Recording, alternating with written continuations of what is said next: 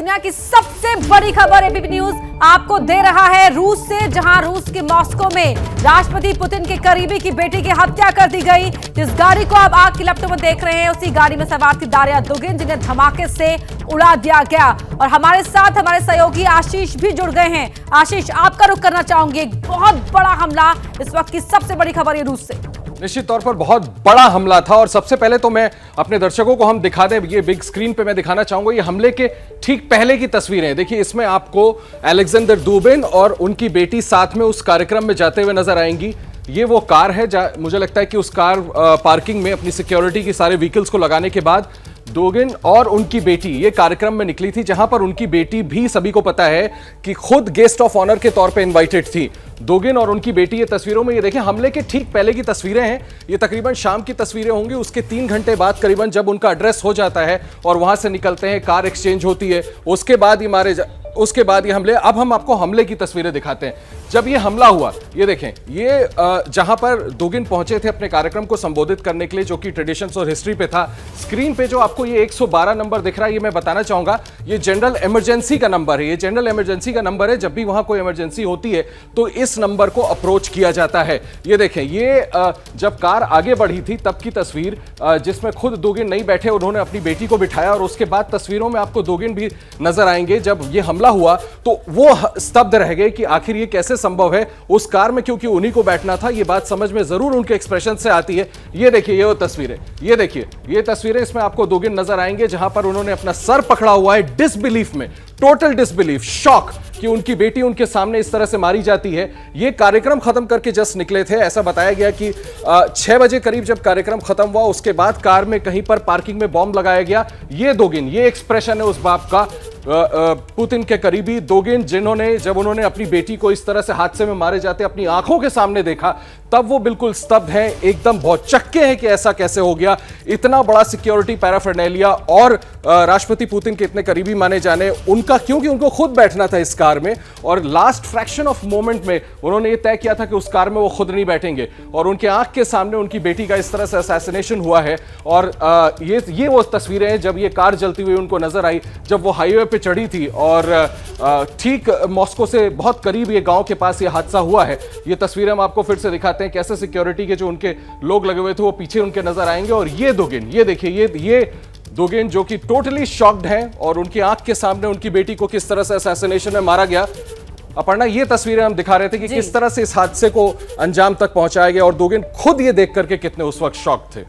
बिल्कुल बेहद ही सदमे में नजर आ रहे हैं, बेहद शॉक दिखाई दे रहे हैं यहाँ पर अलेक्जेंडर दुगिन, क्योंकि कुछ घंटों पहले उनकी बेटी उनके साथ थी। बस कुछ ही वक्त हुआ था, करीब 10 मिनट का ये अंतराल था जब उनकी बेटी गाड़ी लेकर निकली और हाईवे पर इस गाड़ी में धमाका हो जाता है, जिसमें दारिया दुगिन की मौत हो जाती है। प्रणय उपाध्याय हमारे सहयोगी भी लगातार जुड़े हुए हैं। प्रणय, समझ नहीं पाए दुगिन की ये हुआ क्या, किस तरह से हुआ, मॉस्को में इस तरह के बड़े हमले को अंजाम किस तरह से दिया गया?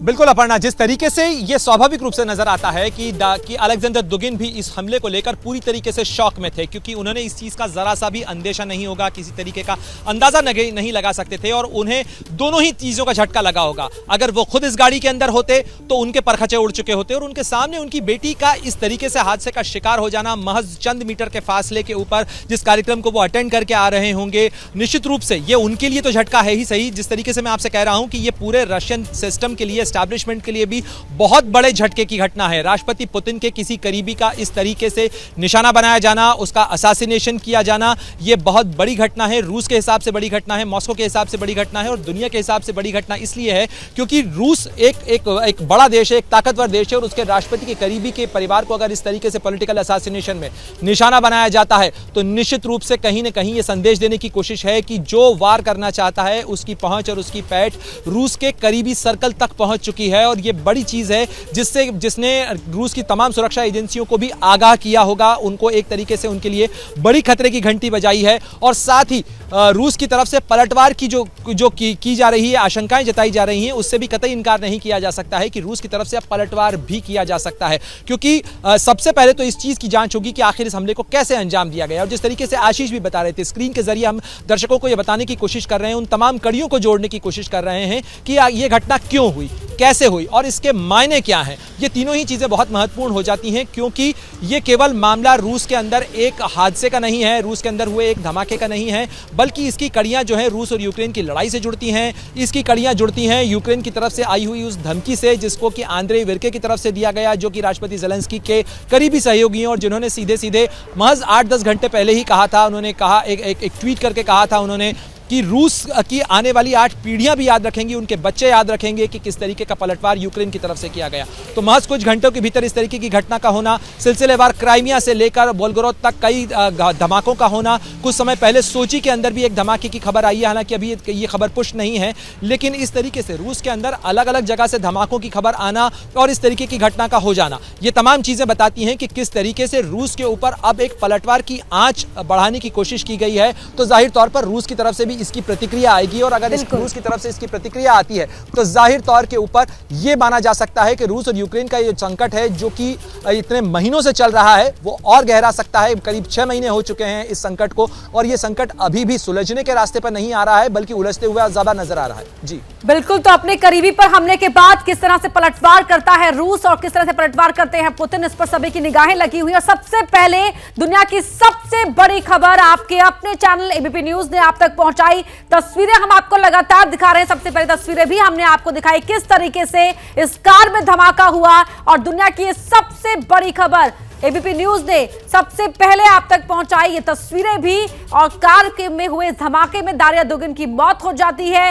दारिया दुगिन की गाड़ी में जब धमाका होता है उसके बाद मौके पर पहुंचते हैं उनके पिता अलेक्जेंडर दुगिन, जो समझ नहीं पाते, अपने सर पर दोनों हाथ रख लेते हैं, सर को पकड़ लेते हैं कि आखिरकार ये हुआ तो हुआ क्या और कैसे हुआ। और यही सवाल जिसका जवाब अब इस वक्त रूस की तमाम एजेंसियां ढूंढने की कोशिश कर रही हैं। ये तस्वीरें रूस के राष्ट्रपति पुतिन के सबसे करीबी अलेक्जेंडर दुगिन की बेटी की कार धमाके में मौत और उस कार में जिस कार में अलेक्जेंडर दुगिन को सवार होना था। जैसे ही घड़ी का काटा दोपहर 2:30 पे आए, बबीता जी का दिल सास बहू साजिश के लिए मचल जाए। और ये है इनकी बहू, पूरे दिन ऑफिस की टेंशन हो जाए गॉन जब ये करें अपना फेवरेट शो फ्री टाइम पे ऑन। इनकी तरह आप भी देखें अपना फेवरेट शो अपने टाइम पर और डाउनलोड कीजिए एबीपी लाइव ऐप अपने स्मार्ट टीवी पर।